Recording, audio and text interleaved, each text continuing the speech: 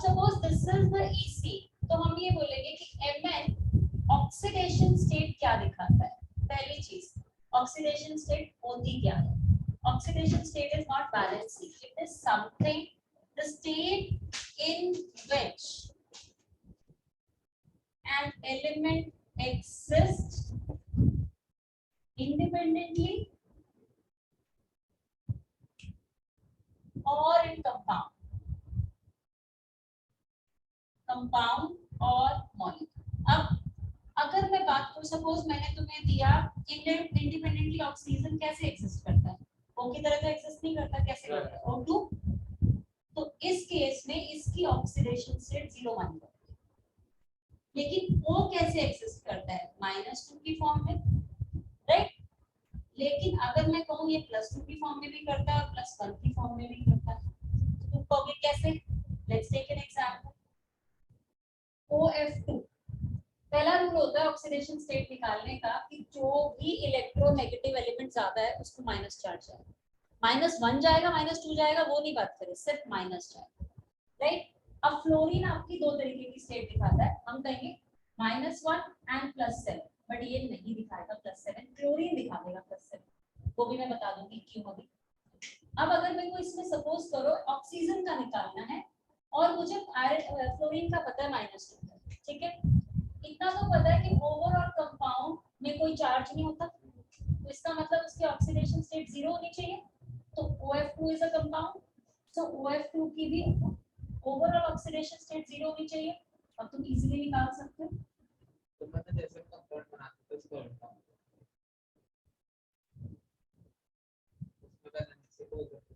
Balancing, this is not balance, don't mix it with the balance, ठीक है? अब यहाँ पे इसके ऑक्सीडेशन स्टेट +2 की है, ठीक है? O2F2 भी एग्जिस्ट करता है, नहीं और नॉट O2F2, इसको H2O2 peroxides. Take it this, hydrogen का तो मुझे पता है हमेशा +1 ही रहेगा। अब मैं इसमें प्लस क्यों ले रही हूँ? क्योंकि ऑक्सीजन ज्यादा इलेक्ट्रोनेगेटिव है, तो माइनस चार्ज उसका जाना चाहिए। +1 × 2 ये वाला 2 +2 ये वाला 2 × x = 0, तो x क्या हुआ? स्टेट आई -1 दिखा रहा है, -1 भी है, सॉरी +1 -1 दिखा रहा है ये, क्लियर? तो oxygen can exist in 0, -2 +2 and दोनों OH के लिए वो होता है कंपाउंड। OH का देखो OH is an ion, it's a polyatomic, तो इसका जो ओवरऑल चार्ज हम लेते हैं वो -1 लेते हैं, क्योंकि इसका चार्ज -1 ही लेते हो, मतलब आयन की मतलब कंपाउंड के लिए होता है। ये हम लूज डॉट स्ट्रक्चर्स में पढ़ेंगे केमिकल बॉन्डिंग में, अभी ये हम बनाना सीखेंगे जब मैं आपको लूज डॉट स्ट्रक्चर्स पढ़ाऊंगी, क्योंकि अगर अभी मैं लूज डॉट्स में चलेगी तो तुम्हारी GOC का मेन टॉपिक गायब हो जाएगा, ठीक है? ये भी बनाना मैं सिखाऊंगी कि माइनस चार्ज क्यों आ रहा है इसके ऊपर, इसका एक रूल होता है बनाने का, उसे हम लूज डॉट स्ट्रक्चर्स में पढ़ेंगे। कोवेलेंट आयनिक तो तुमने 10th तक सीखे हुए हैं, अब की बार हम कोवेलेंट बनाना सीखेंगे, तो उसमें एक रूल और एक तरीका चलता है, ठीक है?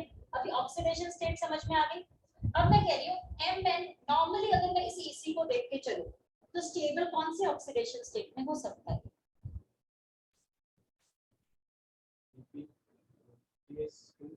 No. कितना लूज करेगा? देखो ना, इसको लूज कर सकता है ना, इजीली कर सकता है, या तो लूज करेगा तो +2, सपोज करो इसे लूज नहीं करना तो ये 7 के साथ शेयर करेगा, शेयरिंग कर सकता है।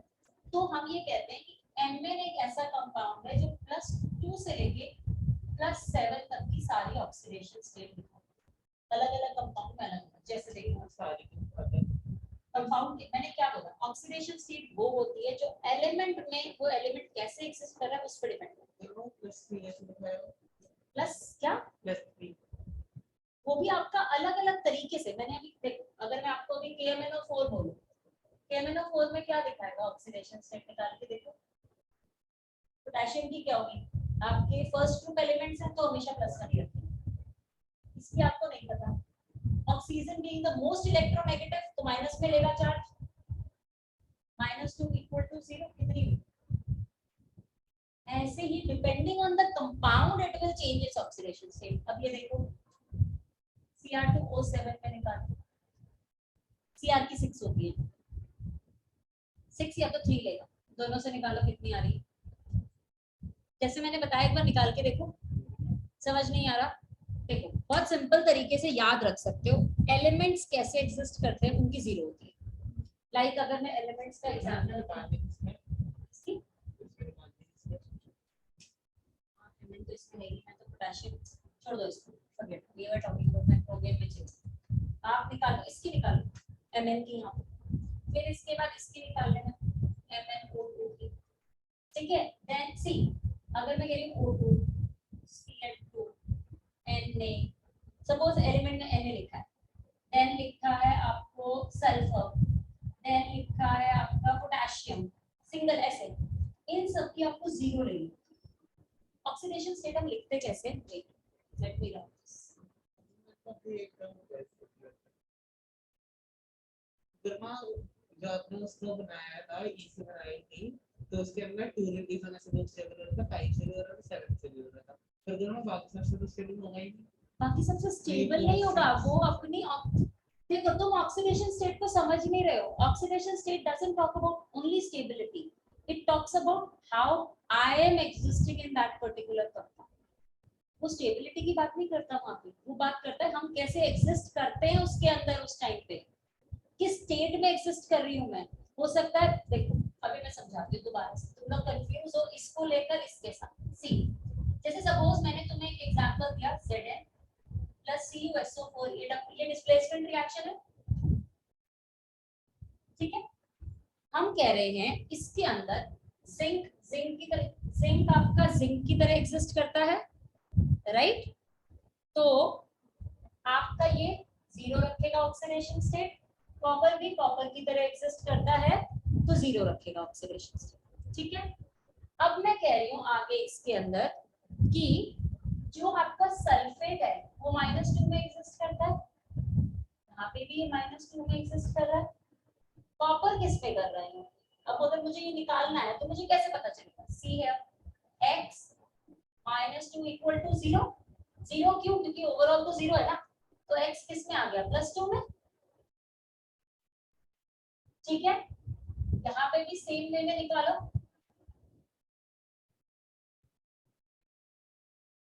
राइट, इतना क्लियर हो। अब Zn यहाँ पे 0 में भी एग्जिस्ट कर रहा है, +2 में भी एग्जिस्ट कर रहा है। ऑक्सीडेशन स्टेट ये होती है, सिर्फ स्टेबिलिटी की बात नहीं करती। वो जो तुम निकाल रहे हो, जो मैं ये बात कर रही हूँ, ये मेरा कहने का मतलब है element can exist in these particular states in different compounds and compound. सिर्फ स्टेबिलिटी की बात नहीं हो रही यहाँ पे। देखो हम ये कह रहे हैं कि जैसे मैंने ऑक्सीजन का तुम्हें, जैसे मैंने तुम्हें बोला कि ऑक्सीजन आपका एग्जिस्ट कर रहा है डिफरेंट स्टेट्स के अंदर, वो कैसे एग्जिस्ट कर रहा है, जैसे मैंने आपको एग्जांपल दिया, एक ये दिया, मैंने एक ये भी दिया, राइट, और एक हम ये भी ले रहे हैं, वाटर का ले लो, इसमें किस एक्सिस में -2।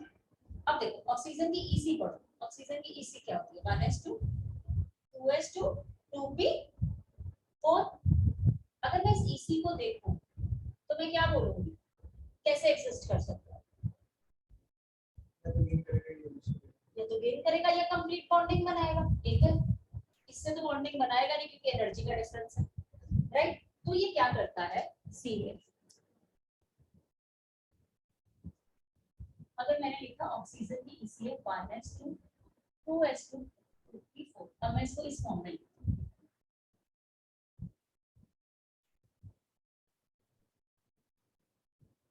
ऐसे, ठीक है।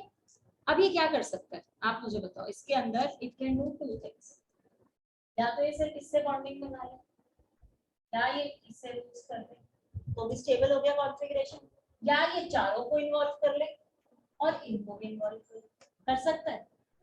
अब क्या होता है इसके अंदर, ये चारों क्यों नहीं इन्वॉल्व हो पाते, उसके रीजन देखो, ये इसी यहीं तक क्यों रह जाती है, मोस्टली ये दो में ही क्यों रह जाती है, +6 भी क्यों नहीं दिखा पाता, इसके पीछे रीजन, चाहे तो +6 दिखा सकता है ना, तुम कह रहे हो आखिरी के 6 इलेक्ट्रॉन ले लो, बॉन्डिंग बना लेते हैं 6 के साथ, बट ये क्यों नहीं बनाता, वहीं देखो मैं सल्फर की इसी को लिखा,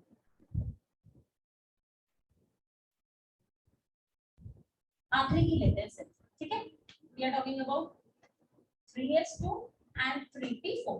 ऑक्सीजन नीचे सल्फर आता है। जो मैंने तुम्हें ऑब्बे प्रिंसिपल पढ़ाया था उसमें चेक करो थर्ड पीरियड में कौन कौन से ऑर्बिट सबशेल्स आते हैं। कौन कौन से सबशेल्स आ रहे हैं? sp और d भी आ रहा है। यानी कि मेरे पास एक ये घर है, ये मेरा एक ऑर्बिटल है, मेरा सपोज करो थर्ड पीरियड है, इसमें एक 3sp है, इसमें 3p भी है और 3d भी है। बट 3d में कोई रहता नहीं है, वो खाली पड़ा हुआ है क्योंकि मेरी ईसी में कहीं भी 3d अभी यूज नहीं हो रहा है सल्फर के केस में। लेकिन ऐसा तो नहीं है कि मेरा वो कमरा कहीं गायब हो गया, चाहे उसमें कोई रहे ना रहे, मैं चाहूँ तो किसी को रख सकती हूँ वहां पे लाके। तो यानी कि यहाँ पे एक 3d खाली पड़ा है, ये 3d पड़ा है जीरो स्टेट सल्फर के केस में। बट क्या ऑक्सीजन के केस में सेकंड पीरियड में डी शेल है? नहीं है। वो चाहे तो भी अपनी इसी को आगे एक्सटेंड नहीं कर सकता। अब कुछ तुम बोलोगे इसी एक्सटेंड करना क्या होता है? इसी एक्सटेंड करना ये होता है कि सपोज आपके घर में कोई आदमी आ गया एक्स्ट्रा रहने के लिए, तो आप उसे कहीं तो जगह दोगे ना रहने की, बाहर रास्ते पे तो नहीं छोड़ दोगे। तो लेट्स टॉक अबाउट दिस। ये देखो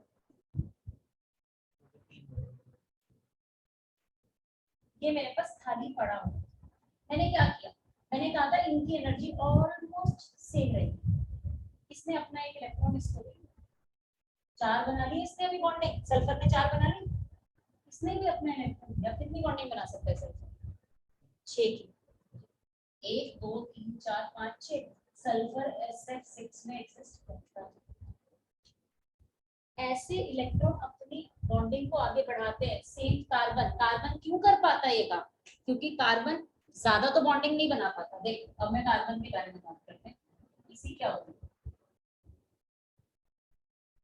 ये होती है, इसको छोड़ दे, बात करते हैं सिर्फ इन दोनों की। इसके पास डी शेल नहीं है, राइट? ये यहाँ दे देगा, तो ये मैक्सिमम कितने बॉन्ड बना सकता है? 4। बट इसमें क्या कैपेसिटी होती है कि ये डबल और ट्रिपल बॉन्ड भी बना देता है अपने ही साथ। इस वजह से इसकी ऑर्गेनिक केमिस्ट्री स्ट्रांग होती है। अब क्वेश्चन आता है तो सिलिकॉन भी तो सेम ही काम कर सकता है, फिर सिलिकॉन क्यों नहीं करता ये काम? इसके नीचे तो सिलिकॉन आता है, जैसे सल्फर आ रहा है, सिलिकॉन का क्या है?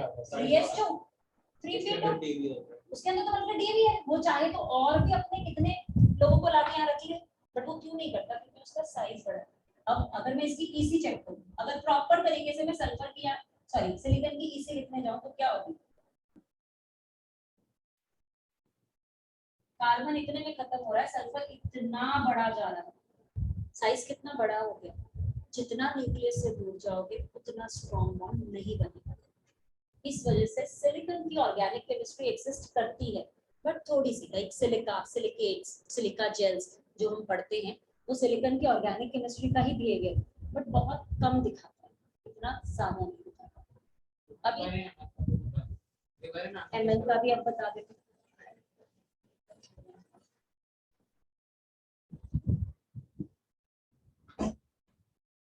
एमएल क्या करेगा? एमएल का साइज वैसे ही बहुत बड़ा है, ठीक है। एमएन क्या करता है? एमएन की एक आदत है, अगर मैं एमएन की लास्ट ईसी देखूं, आर्गन तक तो वो स्टेबल ही है, डी शेल देखो, ये डी है, ठीक है। अब आते हैं यहाँ पे 4s, इसके पास 4p खाली पड़ा है, ठीक है।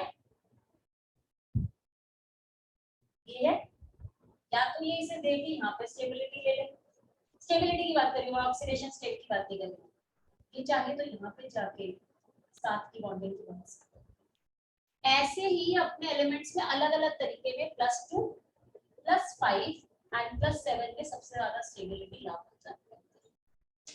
समझ आ गया? ये +2 इसके अंदर, +5 इसके अंदर, +7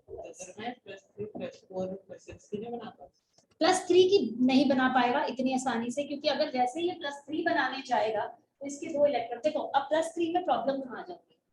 अगर ये लूज करेगा तो पहले बाहर से लूज करेगा, इससे सपोज करो ये 2 लूज कर दिया, ठीक है, ये गायब हो गया, ये खत्म हो गया। अब बचा क्या? +3 में आया तो यहाँ आया, यहाँ पे प्रॉब्लम क्या आती है? डी शेल की एक आदत है, डी शेल अपने आप को तोड़ता है बीच में से, ये एनर्जी का डिफरेंस होता है।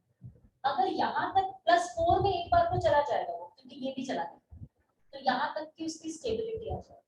जैसे क्रोमियम की आदत है, क्रोमियम +3 में बहुत स्टेबल करता है, तो वो इसी वजह से रह पाता है क्योंकि यहाँ पे ऑर्बिटल टूटने के बाद, जैसे मैंने कल वो नाम लिखवाए थे ना तुम्हें ऑर्बिटल्स के 3, डी की जो शुरुआत के ऑर्बिटल होते हैं ना, D X Y Y Z and Z X, वो स्टेबल होते हैं, तो कम एनर्जी। केमिस्ट्री में स्टेबिलिटी का मतलब होता है एनर्जी को कम करना, जितनी ज्यादा एनर्जी रखोगे उतना ज्यादा कंपाउंड अनस्टेबल होगा। दूसरी चीज याद रखो, जब हम कहते हैं स्टेबिलिटी आ रही है तो उसकी एनर्जी कम हो रही है, उसका मतलब है वो माइनस में जा रही है, ठीक है। माइनस साइन यहाँ पे वो प्लस माइनस मैथ वाला नहीं चल रहा है, माइनस और प्लस यहाँ पे एनर्जी के मामले में सिर्फ ये इंडिकेट करता है कि minus is loss of energy and plus is gain of energy, means उसके पास एनर्जी बहुत ज्यादा है उस टाइम। क्लियर?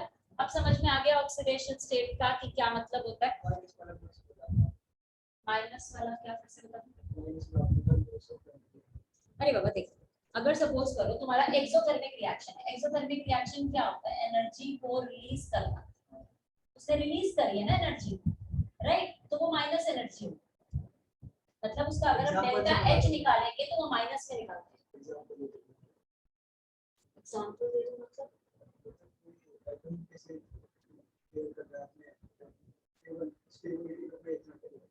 स्टेबिलिटी का इसमें ऐसे एग्जांपल नहीं दे सकते, इसमें होता है जब हम बॉन्ड फॉर्मेशन करते हैं तो जो हमारा जो भी डेल्टा एच फॉर्मेशन होता है वहां पे उसके ऊपर डिपेंड करता है। अगर डेल्टा एच की वैल्यू, सपोज करो मैंने एक रिएक्शन कैरी किया कोई भी, अगर मैंने एक रिएक्शन, अब मैं ना कोई थर्मोडायनामिक्स में जाना नहीं चाहती, Na+Cl2 gives you NaCl, आप ये लिखते आए हो आज तक, राइट। आपके हिसाब से ये रिएक्शन सिर्फ ऐसे हो जाता है, हमारे हिसाब से ऐसे नहीं होता, हमारे हिसाब से इसका रिएक्शन का जो फॉर्मेशन होता है ठीक है नेगेटिव आता है बट विद सम वैल्यू होता है। क्यों? पहले ये टूटेगा, फिर ये भी टूटेगा, फिर ये जाके जुड़ेगा, तो 3 स्टेप का रिएक्शन होता है। ये हम थर्मोडायनामिक्स में पढ़ते हैं। अगर सपोज करो यहाँ मेरी वैल्यू पॉजिटिव आ रही है किसी रिएक्शन में, समझ जाओ कि उसका रिएक्शन का फॉर्मेशन होना पॉसिबल नहीं है, क्योंकि कोई भी डेल्टा एच फॉर्मेशन कभी भी पॉजिटिव नहीं हो सकता। Positive means the state compound forming is not at all stable, ठीक है। Clear? Is this energy, energy enthalpy कुछ भी बोलो, दोनों में से कोई भी वर्ड यूज कर सकते, ठीक है। तो now let me give you a hint of organic chemistry, मतलब अब तुम्हारी ऑर्गेनिक केमिस्ट्री स्टार्ट होगी। हमने कार्बन के बारे में पढ़ लिया, अब पहले आता है कि व्हाट इज ऑर्गेनिक केमिस्ट्री, हम इसके बारे में पढ़ते क्या हैं।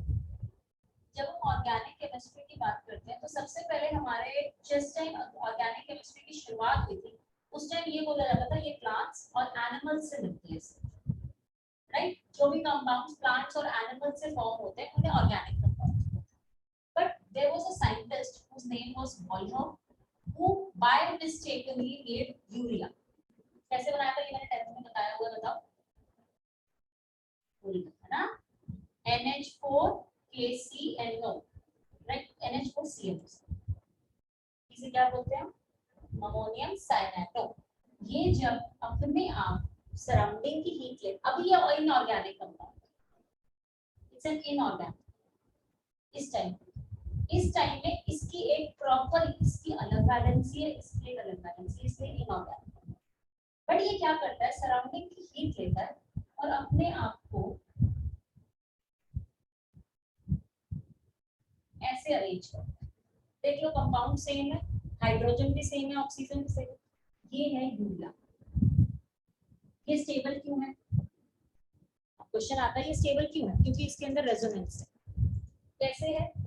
ये बिना बॉन्ड तोड़ता है तो ये बिना बॉन्ड तोड़ता है, इसलिए इसके स्टेबल कंपाउंड हो जाता है, ठीक है। तो ये क्या है, दिस इज एन ऑर्गेनिक, ठीक है। यहाँ से शुरुआत हुई थी कि हाँ हम ऑर्गेनिक कंपाउंड्स को लैब में भी बना सकते हैं। सबसे पहला ऑर्गेनिक कंपाउंड ये बाय मिस्टेक बना था, फिर उसके बाद जो प्रॉपर केमिकल रिएक्शन से जो बनाया गया that was your ethanoic acid and methane. ये दो कंपाउंड्स थे जो सबसे पहले लैब में एलिमेंट्स के रिएक्शन से बनाए गए। मीथेन बनाना कैसे बनाया तुमने, C+H2 gives you CH4, ये बन गया। ये कैसे बना गया, carbon monoxide plus water gives you CH3CO, ठीक है। ये आपका इस ढंग से बनाया। तो ये आपके डिफरेंट डिफरेंट तरीके से हमने धीरे धीरे करके पढ़ना शुरू किया। अब आता है कि ऑर्गेनिक केमिस्ट्री कितने तरीके की होती है। ऐसा नहीं कि ऑर्गेनिक केमिस्ट्री यहीं पर ही खत्म हो जाती है, नहीं। हमने ऑर्गेनिक केमिस्ट्री की क्या डेफिनेशन पढ़ी है, ये थोड़ा पढ़ी थी हमने, और क्या पढ़ी थी तो?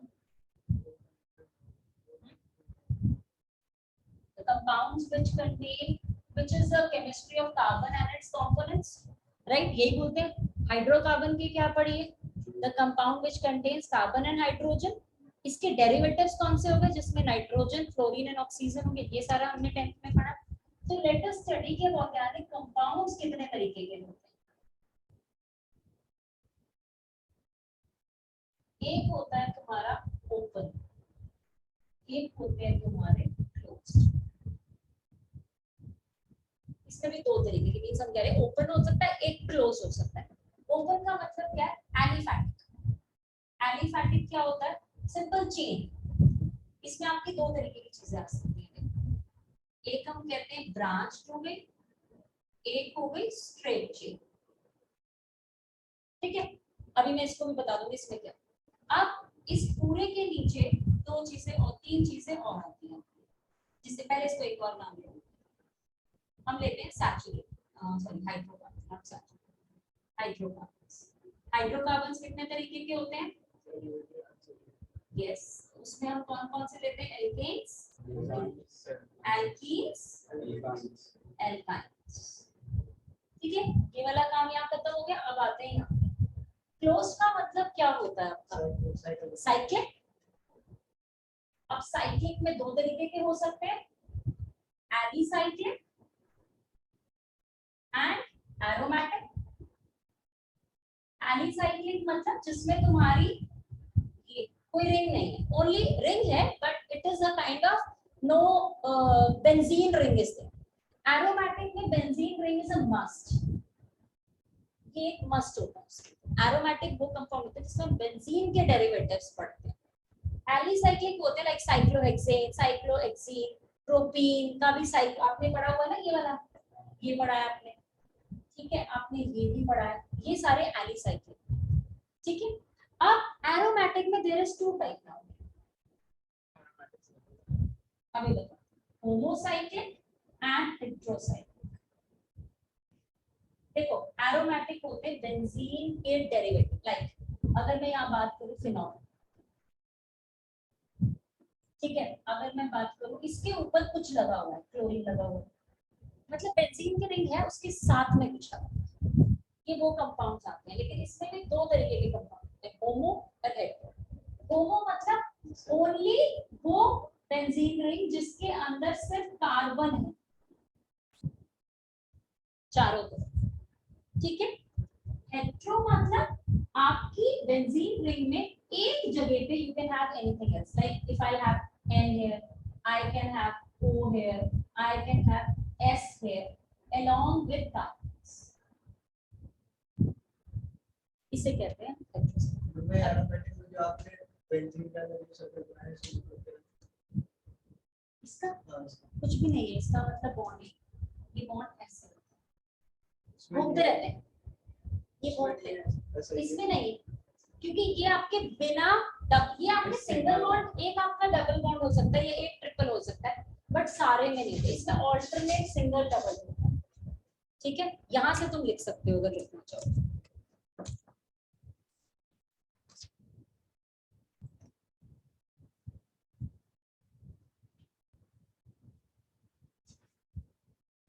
Now we will be studying more structures in it.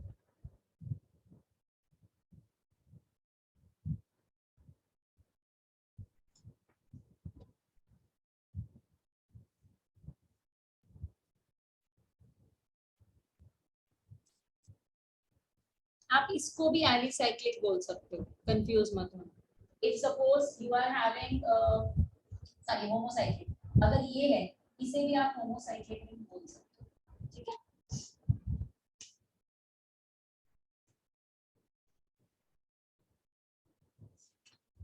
करना फिर एलिसाइक्लिक वाले में किसी एक कार्बन पड़ेगा तो कुछ और होगा, तो उसे हम हेटेरोसाइक्लिक में लेकर चलते हैं। तो एलिसाइक्लिक में ये दोनों हेटेरो और होमो दोनों होते हैं उसके अंदर, जैसे अगर मैं इसके अंदर ले लूं फ्यूरान, ठीक है, pyridine, this is pyridine, तुम ले सकते हो, नहीं सॉरी नॉट दिस,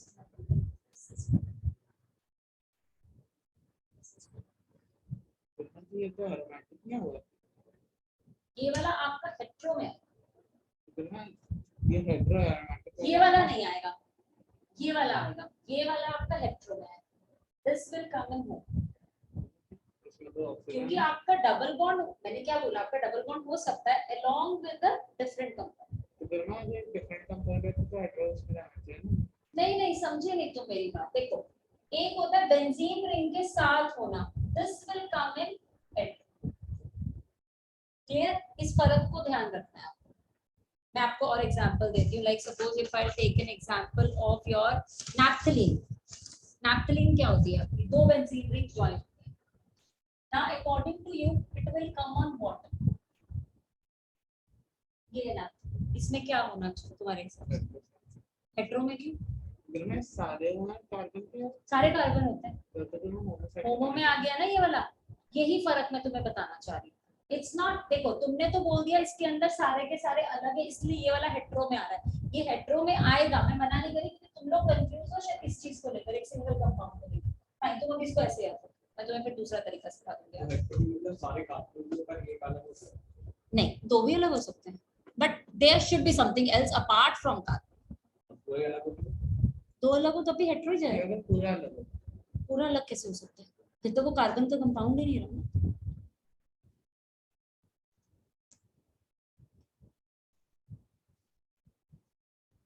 रहे हैं तो मतलब कंफ्यूजन ये होती है कि पढ़ना कहाँ से शुरू किया जाए, अगर हमें पढ़ना है तो हम पढ़ना कहाँ से शुरू करें, तो हम सबसे पहले हाइब्रिडाइजेशन से पढ़ना शुरू करते हैं, क्योंकि अगर मुझे एल्केन एल्कीन भी पढ़ने हैं तो I have to study in such a manner कि मुझे उसकी हाइब्रिडाइजेशन आती हो पहले, क्योंकि एल्केन एल्कीन में हमने 10 तक क्या पढ़ा है कि सिर्फ हाँ वो डबल ट्रिपल या सिंगल बॉन्ड बना रहा है, ठीक है, तो अगर मैं बात करूं एल्केन्स, तो लेट अस टॉक अबाउट कि हाइब्रिडाइजेशन होती है। एल्केन में मेरा सिंपलेस्ट कंपाउंड है CH2, ठीक है, कार्बन की इसी लिखते हैं 1s2 2s2 2p2,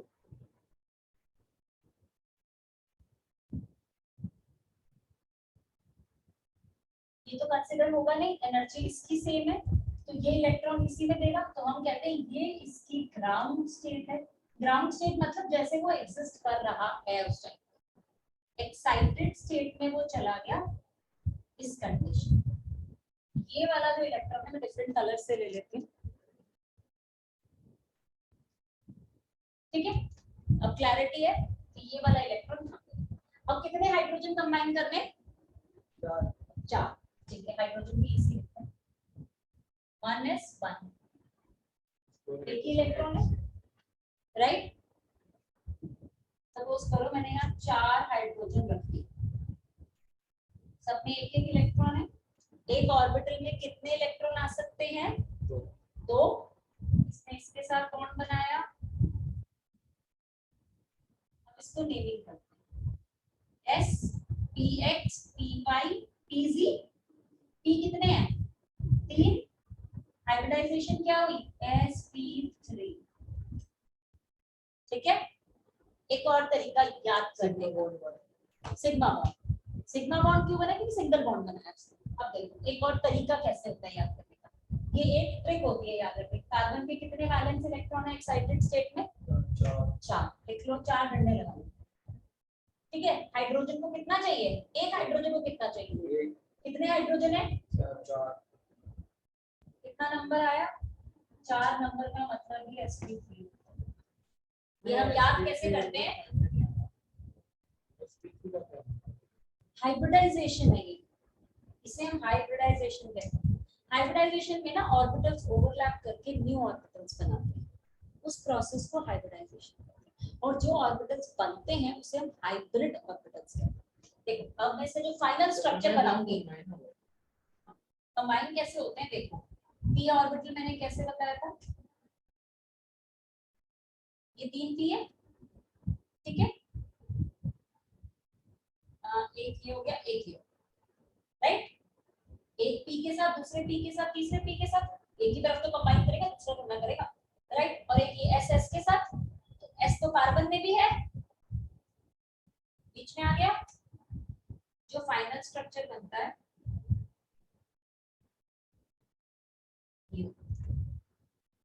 this is the structure, और हम उसके हाइड्रोजन ऐसे दिखाते हैं।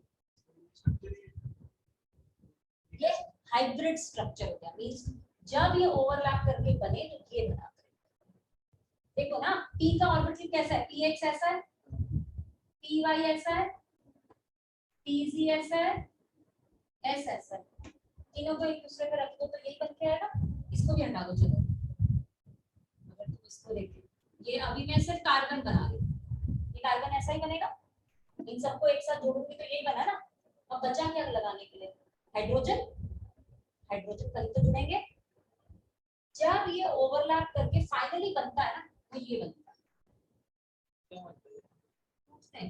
बेटा तुम मुझे ना हाइब्रिडाइजेशन में मत लेके, जो इस टाइम मुझे हाइब्रिडाइजेशन ज्यादा डिटेल में नहीं लेनी होती, मुझे सिर्फ थोड़ा सा कार्बन की हिस्ट्री बनानी है। उसके बाद ये 4 हाइड्रोजन इसके साथ यहाँ पे कंबाइन, और ये सारे सिंगल बॉन्ड बना, तो इन्हें हम कहते हैं सिग्मा। समझ आया? जब आपका डबल बनता है तब एक डिफरेंट बॉन्ड बनाते हैं। तो यहाँ से हम याद रखना शुरू करते हैं, 3 का मतलब sp2, 2 बॉन्डिंग बनाना मींस sp।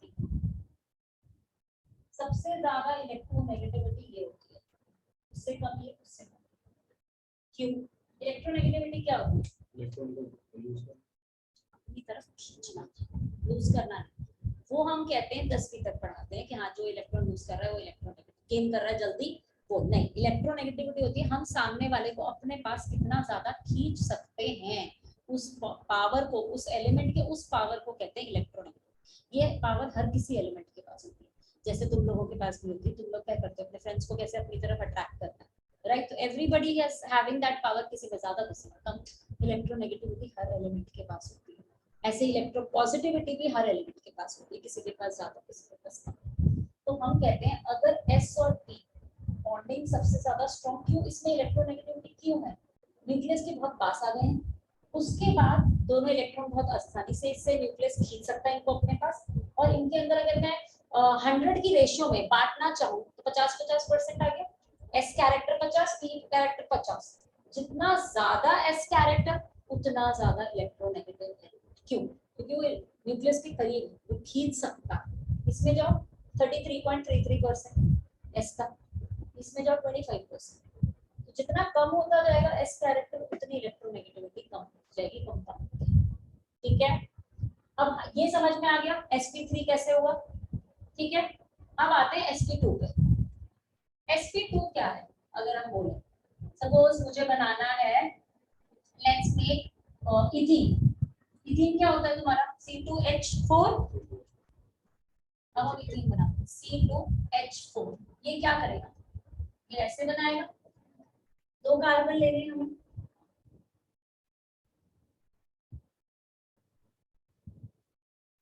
मैंने एक्साइटेड स्टेट में ले रही हूँ सीधा।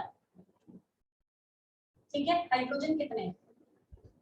4 है। ठीक, तो पहले तो एक हाइड्रोजन कार्बन कार्बन का भी बॉन्ड बना हुआ है, चलो इसको बना देते हैं। ठीक है, अब दूसरा बनाना है हमें। 2 बॉन्ड बने ना, लेकिन कार्बन कार्बन में अभी एक बनाया, जो क्योंकि जब 2 बॉन्ड आते हैं उसमें मैंने एक सिग्मा होता है, एक पाई होता है। हमेशा ट्रिपल आ जाए, एक सिग्मा 2 पाई, सिग्मा नहीं बढ़ेगा, पाई बढ़ता है, और 4 बॉन्ड तो कभी कोई बनाता ही नहीं। ठीक है, तो यानी कि दूसरा पाई बॉन्ड कभी भी एस एस नहीं बनता, पी पी बनता। क्लियर? तो इसमें पी आपका px py और pz है। याद रखना px and py he pi bond बनाते हैं मोस्टली। pz आपका सिग्मा बॉन्ड प्रेफर करता है बनाना, एनर्जी की स्टेबिलिटी की वजह से। तो इसमें इन्होंने एक ये बना लिया पाई बॉन्ड, ये बना लिया सिग्मा बॉन्ड। कार्बन की बॉन्डिंग खत्म। अब क्या बचा? हाइड्रोजन। अब एक हाइड्रोजन इसके पास चला गया, एक हाइड्रोजन इसके पास चला गया, एक हाइड्रोजन इसके पास आ गया, और एक हाइड्रोजन इसके पास आ गया, राइट। तो इसमें जो पाई बॉन्ड बनता है हम उसे नहीं गिनते हैं कभी भी, हम लेंगे इसको sp। क्यों? क्योंकि सिग्मा बॉन्ड यहाँ बनता है, सिग्मा बॉन्ड गिनकर हम हाइब्रिडाइजेशन। समझ आ गया? तो ये होती है sp2 हाइब्रिडाइज, यानी जहां कार्बन डबल बॉन्ड बना रहा है वो कार्बन sp2 हाइब्रिडाइज कहलाएगा। जैसे सपोज मैंने तुम्हें ये कंपाउंड दिया, ठीक है, इसमें पहले गेट खोलो एक जन, कौन है डोर पे? क्या हाइब्रिडाइजेशन नहीं आ रही है? ट्रिक समझो ना उसका, मैंने तुम्हें क्या बताया, अगर मेरे पास 2 है, ठीक है, 2 नंबर मतलब s, 3 नंबर मतलब sp2, 4 नंबर मींस sp3, 5 मतलब sp3d, 6 मतलब sp3, ऐसे चलते ये आगे भी जाएगा 7 तक sp3d3। आपको जो अपने सिलेबस में 11 तक में पढ़ना है जेई में भी वो इतना ही पढ़ना है, इससे ज्यादा नहीं पढ़ना। तो ये क्या है, क्वेश्चन आता है ये क्या, जैसे मैंने कार्बन का बताया था 4 है, इसमें 4 लिए, ठीक है, किसी को भी ये जरूरी नहीं है कार्बन के लिए, तुम किसी भी एलिमेंट की हाइब्रिडाइजेशन यहाँ से पता कर सकते हो। सपोज करो मैं अमोनिया की बात करूं, तो मैं अमोनिया में नाइट्रोजन की हाइब्रिडाइजेशन पता कर दी, डोर पे देखो कौन है, तो अगर मेरे को नाइट्रोजन देखना है, नाइट्रोजन में कितने होते हैं लास्ट स्पेशल इलेक्ट्रॉन्स? टोटल 5 गिनेंगे ना हम आउटर वो शेल में, ठीक है। अमोनिया में हाइड्रोजन कितने होते हैं? 3। हाइड्रोजन को कितना चाहिए? 1 गया, 2 गया, 3 गया, नाइट्रोजन ने 3 बॉन्ड बना लिए, ये क्या बच गया? मैं क्या बताती थी, जो इलेक्ट्रॉन पार्टिसिपेट नहीं करते बॉन्डिंग में उसे क्या कहते हैं? Lone pair. लगता है? अब मैं काउंटिंग करती हूँ, लोन पेयर को 1 गिनूंगी, 2 3 4, 4 नंबर क्या है? Nitrogen is sp3। वाटर निकालो, वाटर भी sp3 आता है, देखो तो हम बॉन्ड इनका क्या कितने बॉन्ड बनाएंगे क्या? आपसे पता चल जाता है। देखो ऑक्सीजन के कितने होते हैं? 6, 1 2 3 4 5 6। हाइड्रोजन कितने लेगा? 2, वो हाइड्रोजन में 2 ही लेगा, लोन पेयर एक साथ पेयरिंग में जाएगा, 1 2 3 4 sp3। स्ट्रक्चर कैसे बनता है? ये कैसे हुआ? ये कैसे हुआ? नहीं वो ये कैसे हुआ? 2 लोन पेयर बच गए, हाँ। एक एक हाइड्रोजन ले लिया, तो नंबरिंग 1 2 3 4 की 4 का मतलब तुम किसी भी एलिमेंट का इस तरीके से हाइब्रिडाइजेशन निकाल सकते हो, ठीक है। ये तरीका, ये ट्रिक है, इसको तुम कैसे भी निकालो वो तुम्हारे ऊपर। हाइब्रिडाइजेशन का मतलब ही नहीं। हाइब्रिडाइजेशन का मतलब होता है, अगर सपोज करो हमने, मैं तुम्हारी भाषा में प्री प्राइमरी की भाषा में समझाती हूँ, हमने 2 क्ले लिए, एक येलो एक ग्रीन, कलर लेते हो ना, 2 अलग कलर मिला के फिर एक नया कलर बनाते हो, ऐसे ही ऑर्बिटल्स आपस में ओवरलैप करते हैं। जब वो ओवरलैप करते हैं, कुछ ऐसे करते हैं, कुछ ऐसे करते हैं। पी ऑर्बिटल ऐसे ओवरलैप करता है, इसलिए मैंने कहा साइडवेज करता है, बीच में गैप है, इसीलिए वीक होता है हमेशा, क्योंकि गैप छोड़ देता है बीच में। जब ये ओवरलैप करेगा ना, अगर सपोज करो मैं 2 पी ऑर्बिटल पकड़ लूं और उन्हें ओवरलैप कराना चाहूँ, देखो ये गैप रह गया बीच में, ये यही गैप, इसलिए वीक हो जाता है, यहाँ से टूटना शुरू कर देता है। लेकिन जो आपके साथ P अगर S के साथ करे या S के साथ करे, वो ऐसे ओवरलैप करेगा। जब ये ओवरलैप कर लिए तो कुछ नया बनाएंगे डेफिनेटली। अगर सपोज करो इससे P ने ओवरलैप किया तो ये नया पता है क्या बनता है? ये नया ऐसे बनता है, मतलब ये जुड़ा नहीं हुआ, इसीलिए जब मैंने वो बनाया था ना तुम्हारा भी ऐसे, तो मैंने यहाँ एक ऐसे ऐसे बनाया था ना, ये S के साथ जब P ऑर्बिटल ओवरलैप करा था वो बना। ये तुम सारी चीजें पढ़ोगे केमिकल बॉन्डिंग में, इसमें नहीं पढ़ते। जीओसी में हम ये डिटेल नहीं जाते, हम जीओसी में सिर्फ कार्बन की बात कर रहे होते हैं, इसलिए हम कार्बन तक ही टिक जाते हैं, आगे जाते नहीं उसमें, ठीक है।